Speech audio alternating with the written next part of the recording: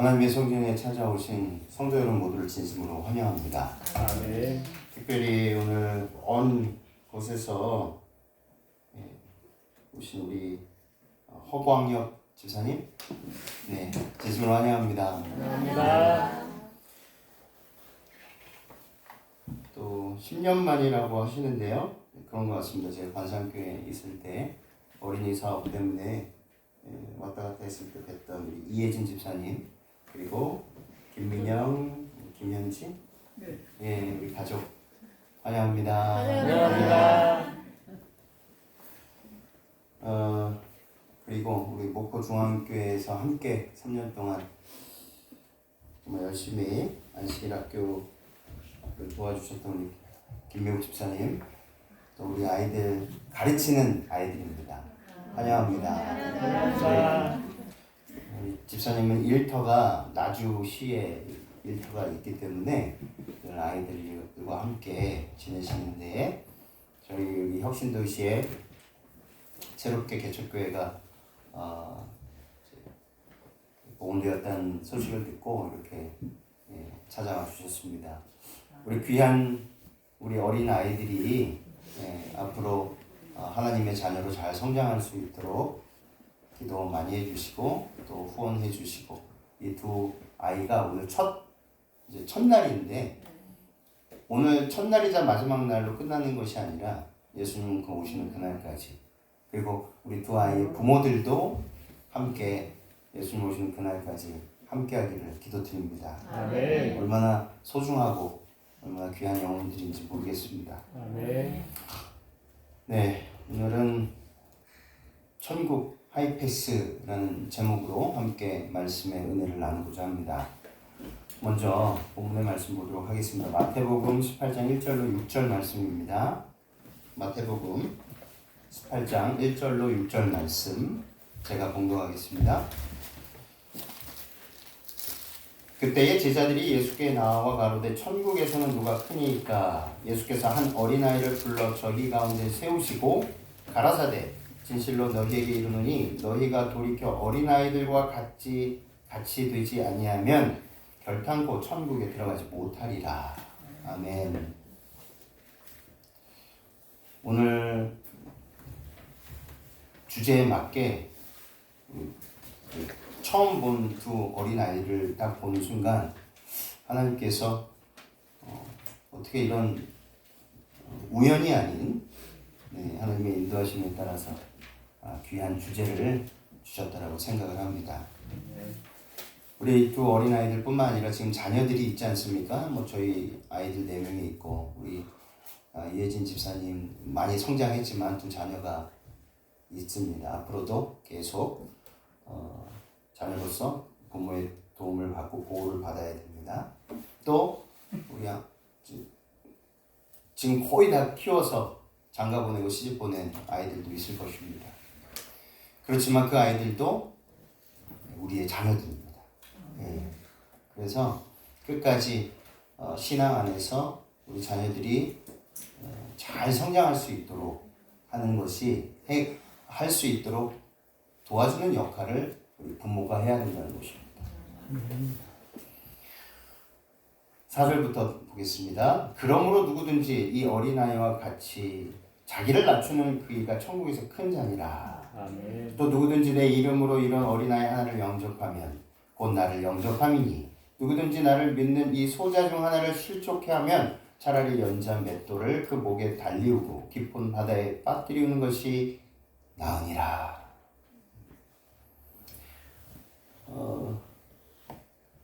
고속도로를 자주 이용하실 거예요. 목적지가 분명하고 그 목적지를 가기 위해서는 가장 빠른 길이 고속도로입니다.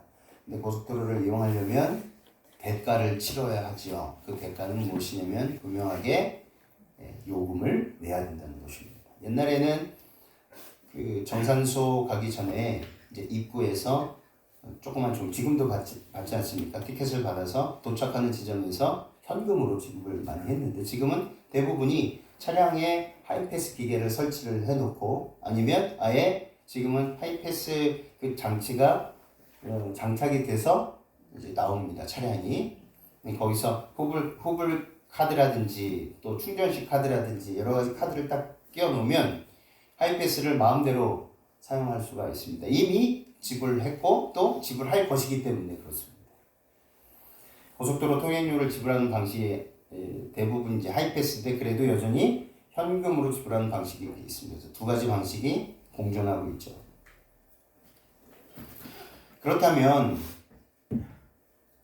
하늘나라에 들어가기 위한 하이패스는 어떤 방식으로 처리될까? 오늘 이 주제를 가지고 우리가 고민도 하고 다시 생각하고 혹시 내가 그동안 말씀을 잘못 적용하고 살았다면 오늘 말씀을 주신 말씀대로 믿음으로 실천하게 되기를 간절히 기도드립니다. 아멘. 하늘나라에 들어가기 위해서 무엇을 해야 할까요? 많은 사람들이 이 질문을 합니다. 내가 무엇을 해야 할까? 어떤 자격 요건을 갖추어야 할까? 영생을 누리기 위해 어떤 대가를 치러야 할까라고 생각들을 많이 하시고 그렇게 질문을 많이 하시고 그렇게 무엇인가 하려고 애를 씁니다.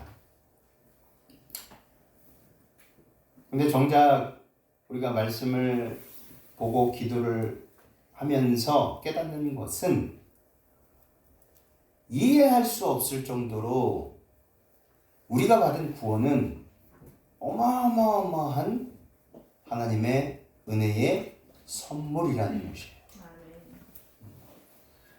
선물의 의미는 다 아실 거예요. 선물, gift. 선물은 내가 그 사람에게 주는 내가 너무 좋아서 대가 없이 주는 것이죠. 대가를 바랍니까? 선물은? 그렇지 않습니다. 이 시간 주님께서 주시는 말씀을 통해 하늘나라에 입성하기 위한 자격 요건이 무엇인지 깨닫고 주님께서 말씀하신 대로 이루어질 것을 믿고 온전히 순종하겠다는 그런 각오와 결심이 우리 삶 속에서 매일의 삶 속에서 새롭게 이루어지게 되기를 주님의 이름으로 간절히 기도합니다. 아멘. 첫 번째는요. 우리 자신이 죄인이라는 사실을 망각하는 사람은 하늘나라에 들어갈 수 없다는 사실이에요. 본문 말씀 1절 보시면 그때의 제자들이 예수께 나와 가로되 천국에서는 누가 크니까? 이 질문을 잘 보시면은 왜 자기 자신이 죄인이라는 사실을 그래서 무가치한 존재임을 은혜 받을 가치가 없고 내가 하나님의 은혜를 받을 그런 가치 없는 존재인지를 깨닫는 것이 얼마나 중요한지를 알게 되실 것입니다. 제자들은 그 반대죠. 그들이 깨닫지 않았기 때문에 이 질문을 한 것입니다. 누가 크냐? 그래서 이 제자들이 하늘나라에 대하여 예수 그리스도께서 이 땅에 오셔서 하늘은 어떤 나라인가? 라고 은혜의 왕국을 이루시며 영광의 왕국이 어떤 곳인지를 알려주실 때에 다 깨닫지 못한 상태를 보여주고 있습니다. 본문 말씀 속에서 제자들이 하늘나라에 대한 잘못된 인식을 갖고 있었습니다. 시대소망 435쪽에는 이런 내용입니다. 똑같은 내용이 아니라 제가 살짝 좀 바꿨는데 그 내용의 핵심은 같습니다. 그러니까 예수님께서 곧 예루살렘에 올라가셔서 인류의 구원을 위하여 죽으셔야만 하시고 부활하시고 그러셔야 그 과정을 겪으셔야지만이 온 인류가 다시 잃어버린 영생을 되찾을 수 있는 회복의 시간을 가질 수 있다라고 제자들에게 누차 말씀하시고 이 제자들이 이 질문을 하기 전에도 말씀을 하셨어요. 그렇게. 그랬을 때 제자들의 마음은 오히려 왕국이 건설될 것이라는 소망으로 다시금 불타 올랐다는 것입니다. 이것이 그들로 누가 가장 높은 자리를 차지할 것이냐는 물음을 일으키게 했다라는 것입니다. 정반대죠. 예수님께서는 내가 온전히 생을 마감해야 된다. 십자가에서 고통을 당해야 된다. 그리고 부활해야 된다. 그래야 다시 너희들도 살아갈 수 있다. 영생을 다시 얻을 수 있다라고 하셨는데도 불구하고 제자들은 예루살렘으로 올라가신다라는 그 말씀만 기억하고 그 이후의 말씀은 전혀 마음에 새기지 않는 것입니다. 왜냐하면 그들의 목적 자체, 그러니까 그들이 생각하고 있는 것과 반대되기 때문이었습니다. 그래서 사람은 때로 굉장히 좀 지역적인 생각을 하거든요. 내가 생각하고 싶은 것만 생각하고 내가 보고 싶은 것만 보는 그런 실수를 하는 경우가 종종 있습니다. 그래서 제자들도 그때 마찬가지로 자신들이 보고 싶은 것만 보고 생각하고 싶은 것만 생각하고 이루고 싶은 것만 이루기 위해서 그 예수께서 말씀하시는 그 정신은 온데간데 없이 그 말씀 속에서 한 대목만 뺀 것입니다. 그것이 내가 예루살렘으로 올라가겠노라.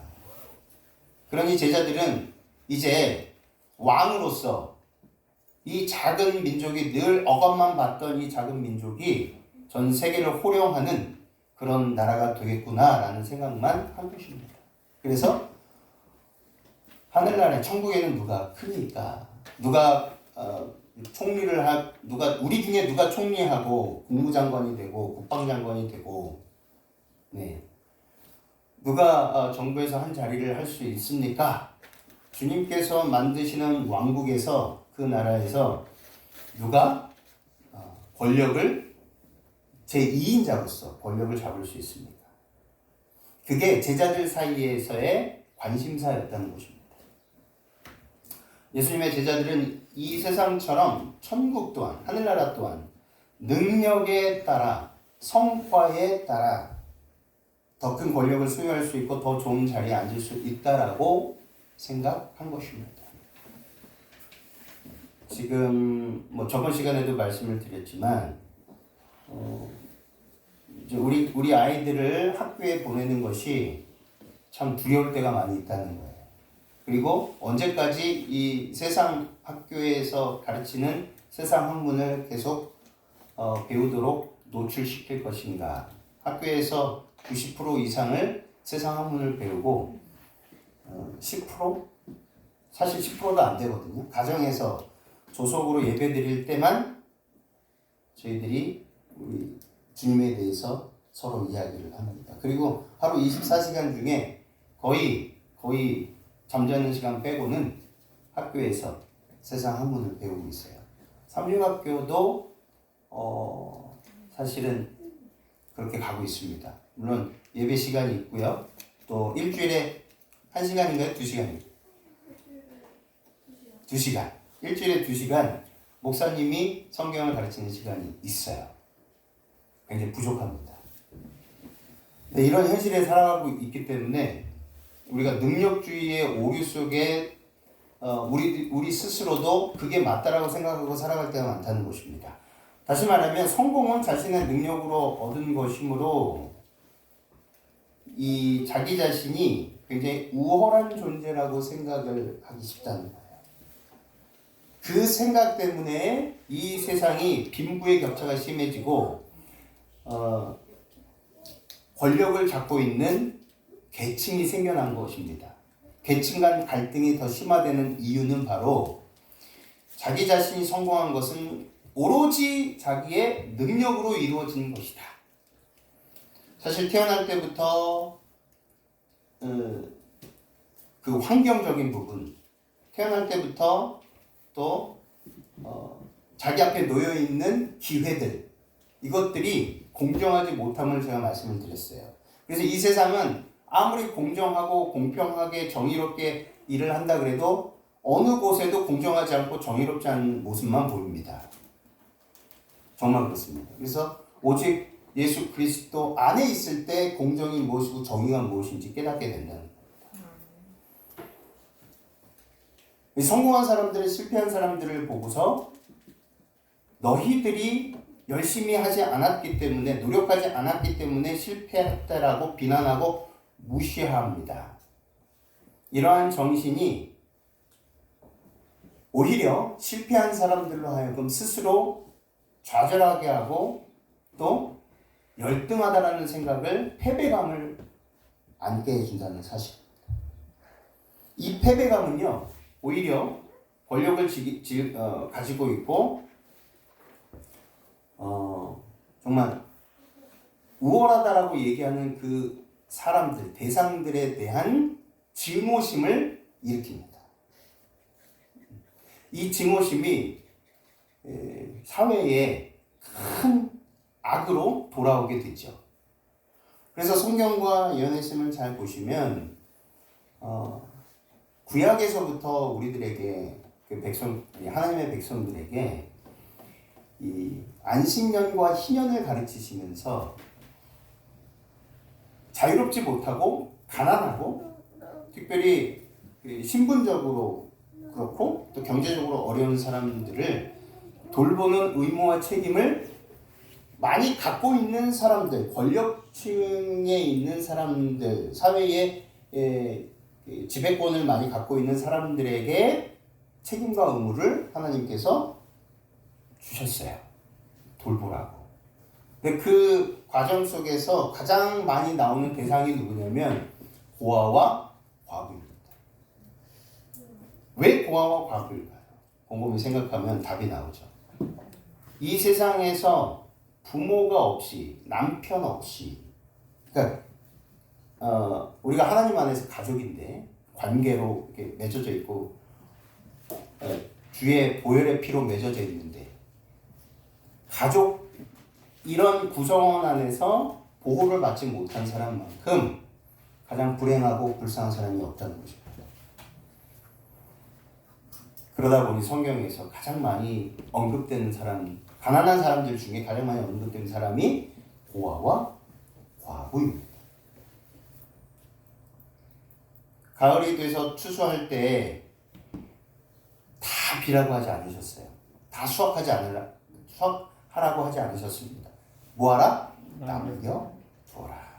나그네와 고아와 과부들이 언제든지 와서 자기 먹을 양식을 보장받을 수 있도록 한 것입니다. 그 외에 이 사회보장제도가 얼마나 많이 있습니까? 구약 모세오경을 통해서 이미 다 말씀해 주셨잖아요. 그리고 구조와 선지자를 보시면 이 땅에 죄로 인해서 가난한 사람이 생겼는데 이 가난한 사람들을 위해서 많이 갖고 있는 사람들에게 기회를 주셨다. 근데 어떤 기회입니까? 나누어 줌으로 얻는 기쁨, 행복, 그리고 무엇보다 제일 중요한 우리의 품성이 변화됨을 경험하는 그 기회를 주셨다라고 나옵니다. 왜냐하면 하늘나라에 갖고 갈 수 있는 단 한 가지는 우리 품성밖에 없기 때문에. 죄로 인해서 이렇게 된 겁니다. 하나님께서 일부러 이렇게 만든 것이 아니라 죄로 인해서 이렇게 된 세상이니 그러면 하나님께서는 어떻게 하셔야 됩니까? 그냥 놔두셔야 됩니까? 어떻게 하셔야 되죠? 개선하고 계몽하고 방어해야 됩니다. 사단이 만들어 놓은 이 어마어마한 완전히 파괴와 죄로 인한 그 전쟁과 뺏고 빼앗기는 죽이고 이러한 말도 안 되는 이 세상 속에서 하나님께서는 끊임없이 뭘 하셔야 돼요? 공정과 정의를 실현하셔야 됩니다. 그것은 오직 사랑밖에 없어요. 그렇기 때문에 예수 그리스도께서 가장 먼저 우리들에게 그 사랑의 모습을 희생이라는 것을 통해서 보여주신 것입니다. 그 장소가 어디입니까? 십자가입니다. 그래서 우리가 날마다 살아가면서 우리 아이들을 교육시키는 이유가 무엇인지, 공부를 가르치는 이유가 무엇인지 늘 깨닫고 세상 학문을 가리키되 하나님의 백성으로서 죽어가는 영혼들을 살리기 위한 도구로서 가르쳐야 되는데, 그죠? 능력주의에 함몰돼서 내가 열심히 하고 내가 뛰어나고 내가 머리가 좋고 그래서 모든 것을 내가 얻은 것이야 라고 생각하는 그 순간까지 가게 하면 안 되겠죠. 오늘 말씀을 통해서 지금 만연해 되어 있는 우리 아이들과 교회 안에서도 이 능력주의 때문에 얼마나 우리의 신앙이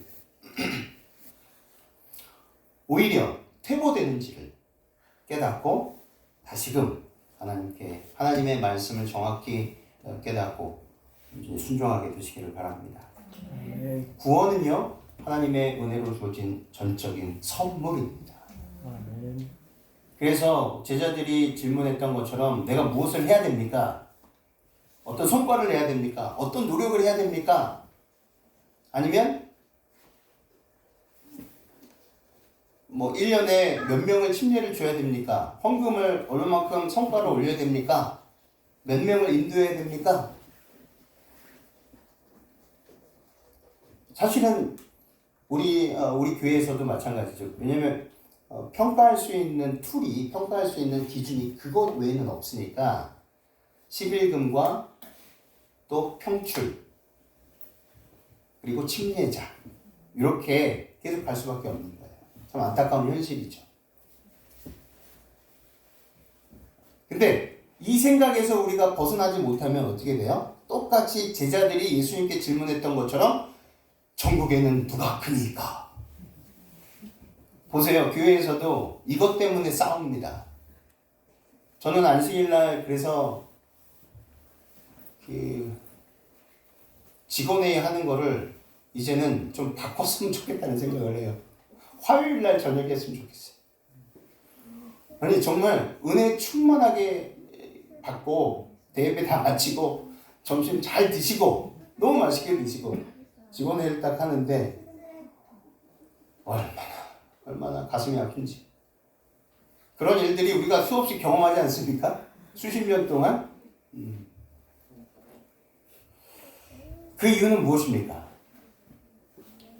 내가 보상을 받아야 돼요. 보상을 받아야 돼요. 제자들처럼. 내가 보상을 받지 못하면 힘들어요. 내가 목사인데. 제가 늘 아침마다 기도하는 게 그거예요. 주님, 목사로서의 권위를 오늘도 내려놓겠습니다. 저를 누가 무시를 하든 알아주지 않든 대접을 안 해주든 그게 중요한 게 아니라는 거죠. 근데 이상하게 목사님들이 실수하는 것 중에 하나가 뭐냐면 권위의식입니다. 겉으로는 허허허 합니다. 솔직히. 근데 집에 가서요 통곡을 합니다. 통곡. 어쩜 나한테 내가 목사. 아마 우리 목사님들 많이 경험하실 거예요. 근데 이렇게 대놓고 말씀하시기가 쉽지는 않을 겁니다. 그것조차 권위가 떨어진다고 생각할 수도 있기 때문에 그렇습니다. 근데 저는 그렇지 않다고 생각합니다. 저 개인적으로. 이사야 55장 1절에 너희 목마른 자들아 물로 나오라. 돈 없는 자도 오라. 너희는 와서 사 먹되 못 없이 돈 없이 값 없이 포도주와 젖을 사라. 저에게 자주 들려오는 소리가 뭐냐면 신앙을 10년 하셨든 20년 하셨든 30년 하셨든 저도 가끔 그런 실수를 하는데 그런 질문을 하시는 거예요. 그래도 이렇게 해야 되지 않겠습니까? 그래도 우리가 이렇게 놀고 있으면 안 되지 않습니까? 뭐라도 해야 되지 않겠습니까? 불안합니다. 그러니까 불안한 거예요. 우리는 뭔가 가시적으로 성과를 내지 않으면 불안해해요. 목사님들도 그렇고 저도 그렇고 사실 제가 개척교회 와가지고 감사한 것은 무엇이냐면 목포 중학교에 있을 때보다 물론 그 목포 중학교에 있을 때도 그래야 했었지만 회개하고 있습니다.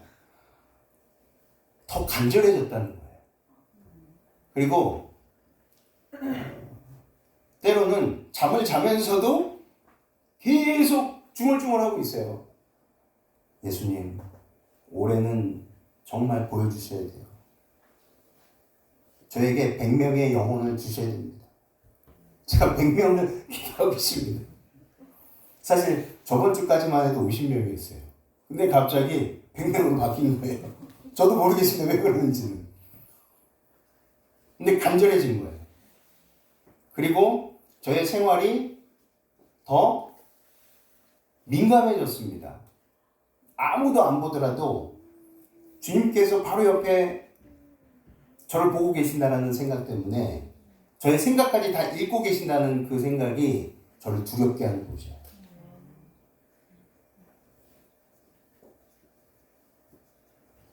그래서 저도 그 모든 그 묵은 때들이 지금 조금씩 벗어나고 있습니다. 내려놓고 있고. 그래서 우리도 뭔가 일을 안 하면 전도 활동, 선교 활동을 안 하면 불안해합니다. 왜냐하면 내가 이렇게 아무것도 안 하는데 구원받을 수 있을까? 라는 생각 때문에. 근데 성경을 보면 볼수록 우리가 받은 구원은요, 내가 무엇인가를 했기 때문에 기도를 열심히 해서 헌금을 많이 내서 뭐 정말 말씀대로 살아서 이게 아니다라는 것을 늘 경험하게 됩니다. 우리를 사랑하시되 우리가 이해할 수 없을 정도로 사랑하시기 때문에 예수님께서 우리를 위해서 십자가에 달려 죽으신 거예요. 그리고 부활하셨죠. 로마서 10장 13절 누구든지 주의 이름을 부르는 자는 구원을 얻으리라.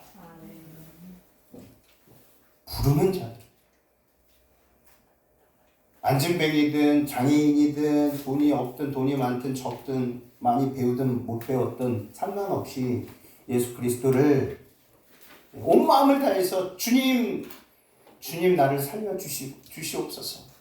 이 불쌍한 영혼을 살려주시옵소서 라고 하는 자들에게는 이미 그의 이름이 하늘 생명책에 기록이 되었다는 것입니다. 에베소서 2장 8절 너무 잘 아시는 말씀이죠. 너희가 그 은혜를 인하여 믿음으로 말미암아 구원을 얻었나니 이것이 너희에게서 난 것이 아니요 하나님의 전적인 선물이라. 뭐를 시도하지 않게 되시기 바랍니다. 내가 신앙을 더 잘하기 위해서 시도하는 게 아니고요. 신뢰하셔야 돼요. 누구를요? 예수 그리스도를. 매 순간 우리 자아는요. 얼마나 이 잡초보다 더 강력한 이 자생 능력이 있는지 오늘 아침에도 열심히 죽었다고 생각을 해요. 감사합니다. 오직 내 안에는 예수 그리스도만 보이는군요. 그러니까 운전대를 딱 잡고 이제 학교에 바라다 주는데 또 갑자기 훅 들어와요. 그러면 갑자기 육두문자가 이렇게 나오고 싶은 충동이 이렇게 올라옵니다. 근데 그 순간에 성령께서 그만 할 때 예 하는 것과 그만하라고 했는데 나도 모르게 육두문자가 나오잖아요. 그러면 진 거예요. 근데 그만할 때 알겠습니다. 도와주세요 하면 하늘의 천만만 천사들이 나 하나 때문에 찬미가 흘러넘칩니다. 하늘에. 우리들은 정말 위대한 사람들이에요. 우리 스스로를 볼 때는 위대하지 않지만 그래서 하나님께서 우리를 볼 때 위대하다라고 하신 거예요. 그래서 너희는 의인이다라고 말씀하신 거예요. 뭐 했기 때문에? 순종했기 때문에. 그러니까 말씀을 듣고 성령께서 지도하시고 감정까지 컨트롤해 주실 때 알겠습니다. 지금은 힘들지만 믿음으로 하겠습니다. 라고 할 때 그때 우리는 하늘에서 승리의 함성이 울려 퍼지는 것입니다. 그러면 사단은 더 우리를 미워합니다. 우리가 하나님께 순종하지 않을 때는 사단이 이러고 있어요. 가만히 있어도 내 편이니까. 근데 하나님께 순종하고 할 때는 사단은 이제 불을 켜고 그 한 영혼을 쓰러뜨리기 위해서 수단과 방법을 가리지 않습니다.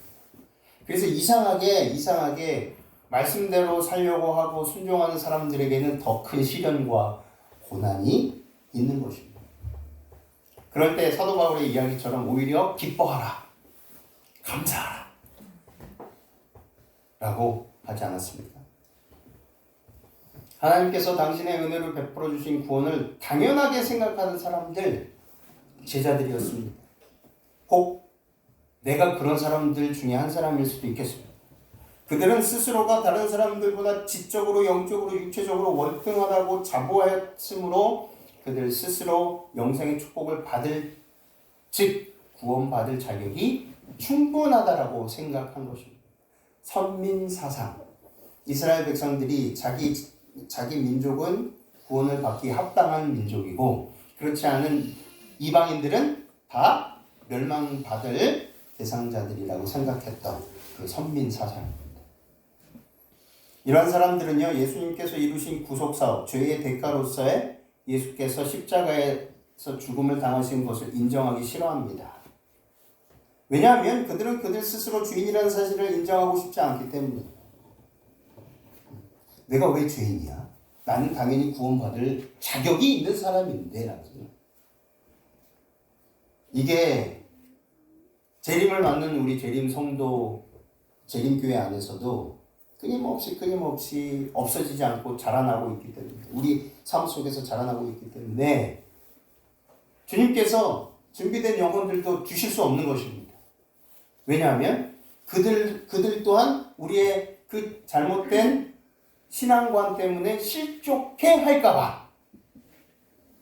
그래서 오늘 본문의 마지막 말씀은 무엇입니까?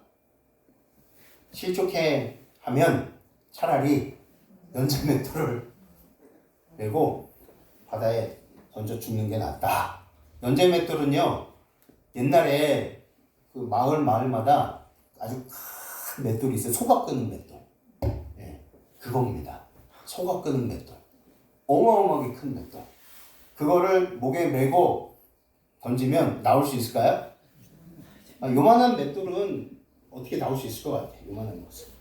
근데 연자 맷돌은 못 나옵니다. 그만큼 한 영혼의 가치가 주님 보시기에는 어떤 거예요? 당신의 생명을 주고 사신 거예요. 그것을 말씀하고 계시는 거예요. 여호와 하나님께서 이스라엘 민족에게 제사 제도를 주신 이유, 예수 그리스도를 상징하는 희생 제물을 통해서 죄의 잔인함과 파괴와 완악함을 깨닫고 회개하여 그들로 하여금 자원하는 마음으로 당신께 온전히 믿음으로 순종하기를 원하셨습니다. 그래서 만민의 복의 근원이 되기를 원하셨어요. 그래서 아브라함을 택하신 게 아니십니까? 그래서 아브라함에서 아브라함으로 바뀌면서 모든 족속의 아버지다 라는 이름으로 바뀌지 않았습니까? 마찬가지로 우리 재림 성도를 부르신 이유는 무엇입니까? 모든 민족에게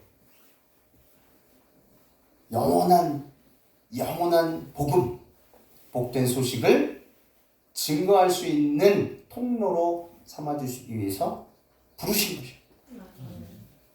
그러나 안타깝게도 자신들의 죄를 깨닫고 회개하기보다는 제사제도의 형식에 얽매여서 율법의 조문을, 율법에 있는 그 문자 그대로를 지킴으로 구원을 얻으려고 시도했던 고대 이스라엘 백성들의 과오를, 그 전철을 밟지 않게 되시기를 바랍니다.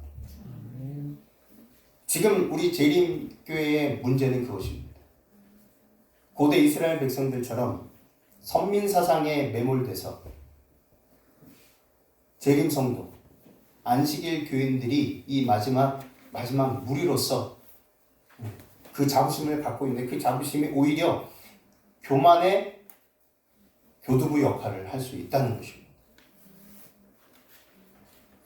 그래서 우리 모두는 무엇입니까? 죄인입니다.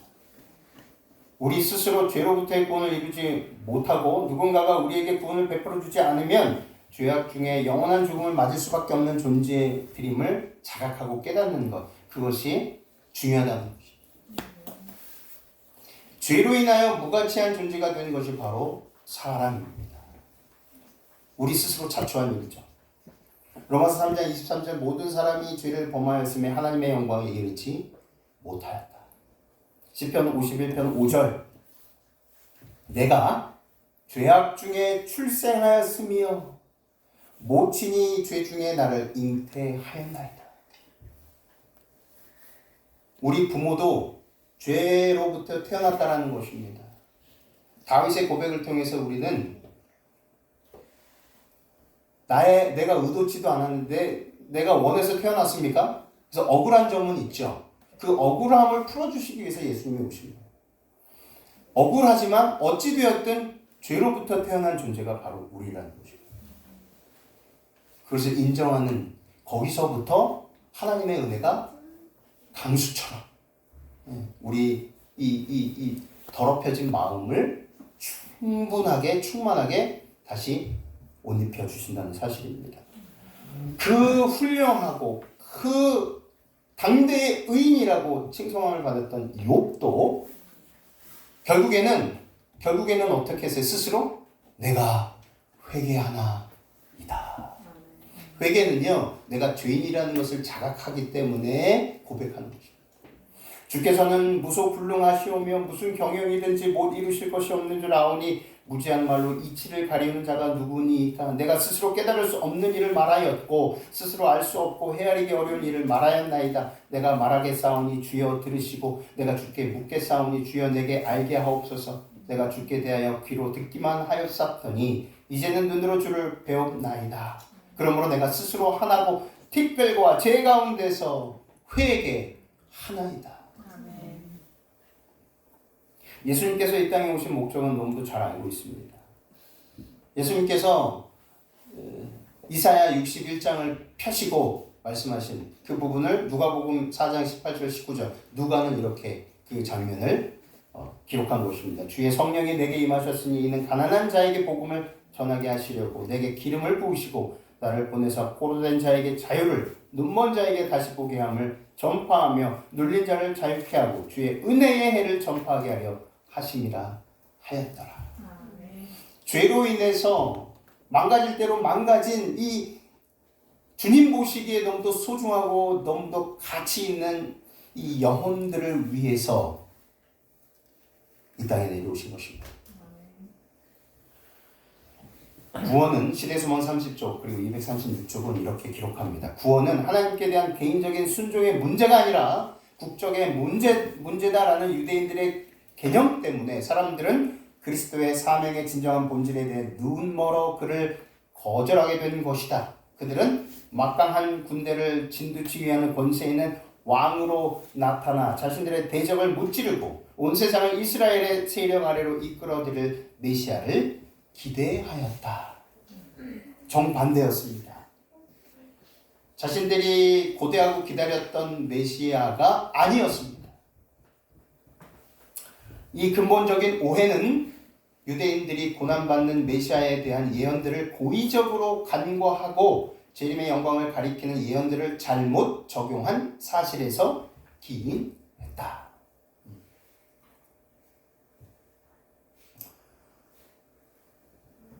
본인들이 원하는 것을 받아야 했는데 그러지 못했던 것입니다. 그러다 보니까 자신들이 원하는 것을 껴 맞추려고 억지로 말씀을 잘못 해석한 것입니다. 이렇듯 그들을 영적인 맹목으로 이끈 것은 교만과 편견 그리고 선입견이다.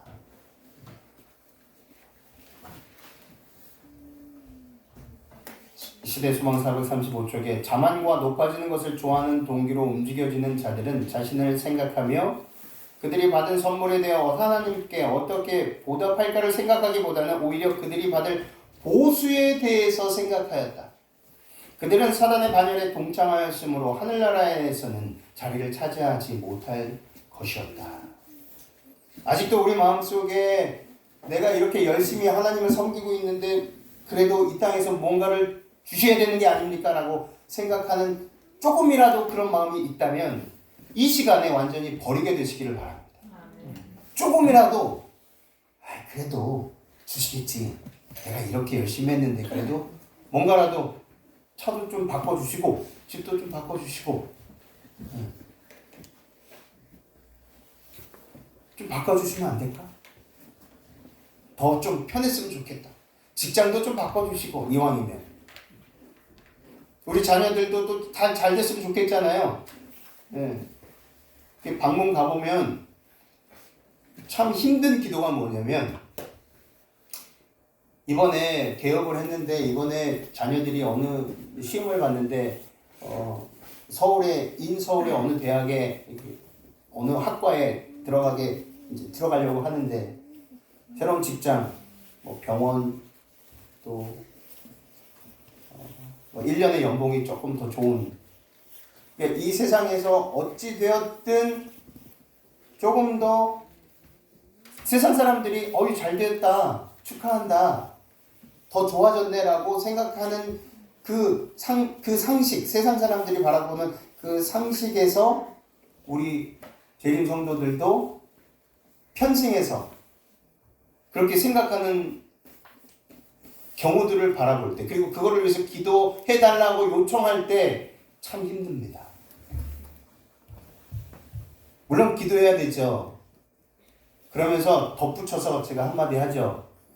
이 모든 것이 하나님께서 주신 것이기 때문에 반드시 하나님께 영광을 돌리기 위해서 이것으로 그치면 안 됩니다. 좋은 직장에 갔으면 그 직장을 통해서 나를 이곳에 보내주셨사오니 이곳에 빛과 소금의 역할을 감당하기 위해서 보내주셨다는 사실을 잊어서는 안 됩니다. 재물을 주셨으면 그 재물을 반드시 고아와 과부와 가난한 사람들에게 정기적으로 떼어서 주어야 됩니다. 그렇지 않으면 복이 아니라 저주가 돌아올 것입니다. 이렇게 이야기를 해줘야 되는데 솔직히 그렇게 이야기해 드린 기억해 보니까 없어요. 그래서 앞으로는 그렇게 해야 되겠다는 다짐을 합니다. 왜냐하면 그 영혼을 살리는 길이기 때문에 그렇습니다. 하나님의 복은 물질의 복이 아닙니다. 하나님의 복은 이 세상의 출세의 복이 아닙니다. 하나님의 복은 우리가 예수 그리스도를 통해서 우리 삶 속에서 내 입과 내 행위를 통해서 예수님이 어떤 분이신지를 나타나는 것이 복입니다.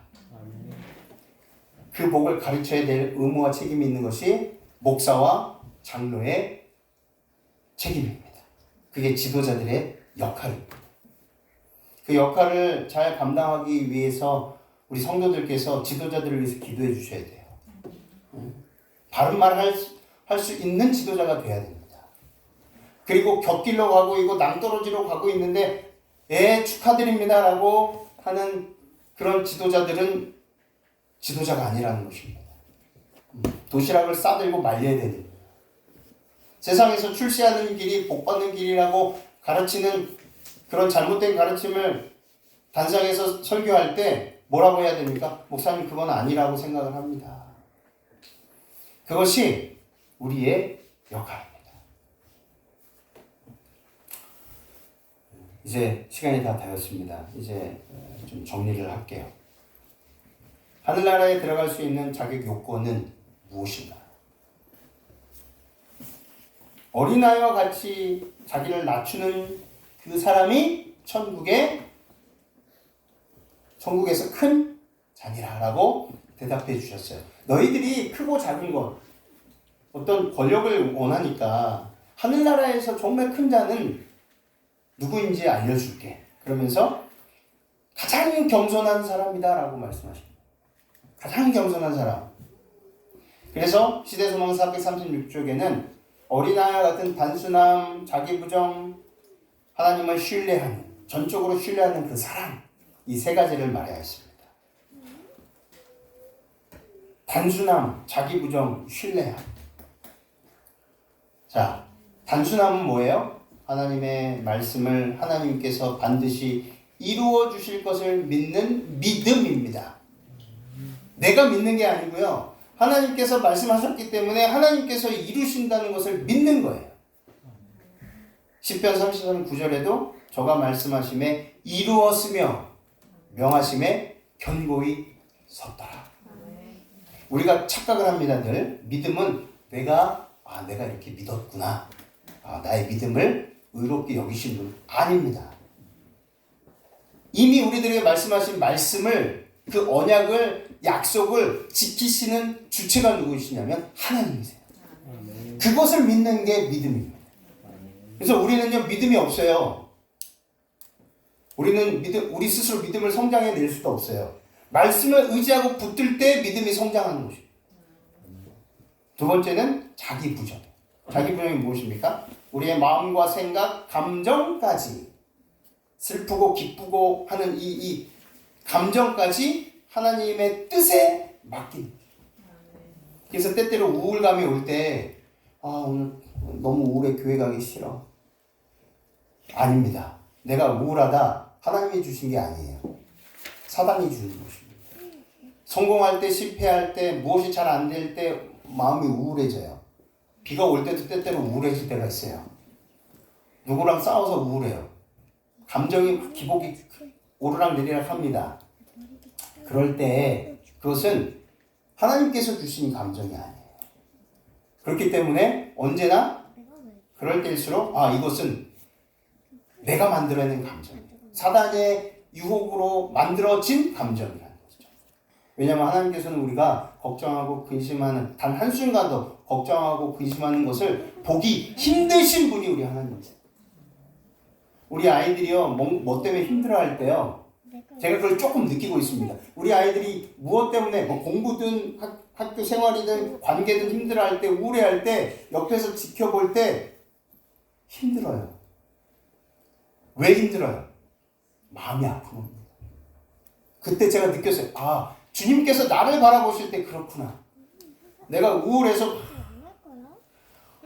오늘도 영혼이 없습니다. 오늘도 누구를 만나야 되는데 만나주지도 않고 전화도 안 오고 거절합니다. 저를 거절합니다.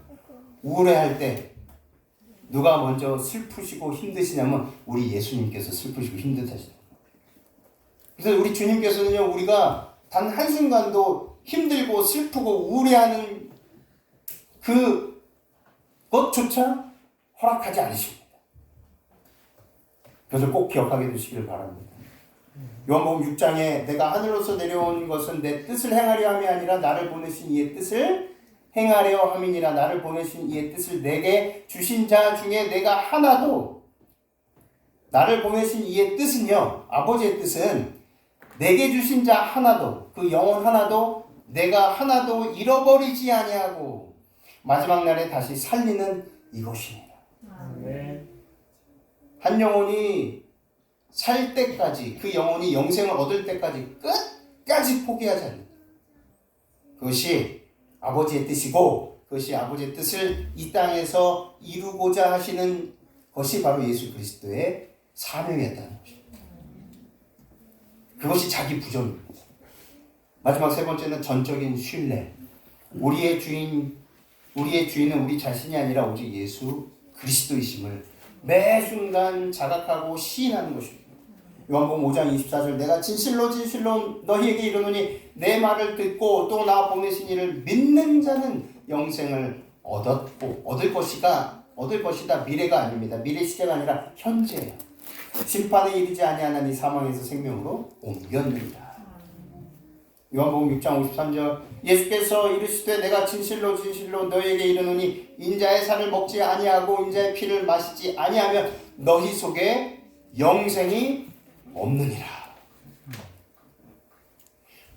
예수님 안에서 예수님 어떤 말씀을 하시든지 지금 즉시 순종하기 어렵습니다라고 하지 마시고 알겠습니다. 힘들지만 믿겠습니다. 라는 저와 여러분들이 되시기를 바랍니다. 아멘. 그래서 그냥 믿겠습니다. 시인만 하지 마시고 뭘 해야 될까요? 성령께서 지도하시는 대로 행해야 합니다. 믿고 행해야 합니다. 그것이 참된 믿음입니다. 네 번째는 이 땅의 모든 사람은 예수님의 피로 사신받은 가장 가치 있고 소중한 귀한 존재임을 자각하는 것. 다섯 번째는 믿음이 연약한 형제를 위한 헌신과 봉사인 것입니다. 실족해 하는 자에게는 연재 맷돌을 그 목에 달리고 깊은 바다에 빠뜨리는 것이 나으니라. 화이트 여사는 이렇게 주석합니다. 그리스도 안에서 이런 사람들, 여기 말한 그리스도를 믿는 소자란 단순히 나이가 어린 사람을 말하는 것이 아니고 그리스도 안에서 작은 사람들을 말하는 것이다. 이 말씀 속에는 경고가 포함되어 있다. 이는 우리들이 약한 형제를 등한히 하거나 멸시하면 안 되기 때문이며 우리들이 다른 사람들을 용서하지 않고 있거나 억압하거나 비판하고 정죄함으로써 그들을 낙심시키면 안 되기 때문이다. 마지막으로 목사에게 보낸 본문 351쪽을 함께 보고 마치겠습니다. 오해와 몰이기에 번민과 고통 가운데 푹 빠져있는 가련한 영혼들, 잃어버림 받은 방황하는 양들이 있다. 그의 마음은 구름에 쌓여 있어서 하나님을 발견할 수 없으며 혼자 힘으로는 거의 어떻게 할 수 없는 불신이 그를 사로잡고 있다. 그러나 그는 용서와 평강을 애타게 갈망한다. 이런 모습이 그대 앞에 공개될 때 그러한 사람들을 구원하기 위해서 나아갈 그리스도인이 전혀 없는가라는 질문이 떠오를 것이다. 우리 주위에 이런 영혼들이 많이 있다는 것입니다. 이 영혼들을 위해서 우리를 이곳에 불러주신 하나님의 부르심에 응하게 되시기를 간절히 바랍니다. 이미 우리는요 영생을 소유한 사람들입니다. 부러울 게 없는 사람들. 이 세상에 아무것도, 명예도, 또 재물도, 또 권력도 부럽지 않은 사람들입니다.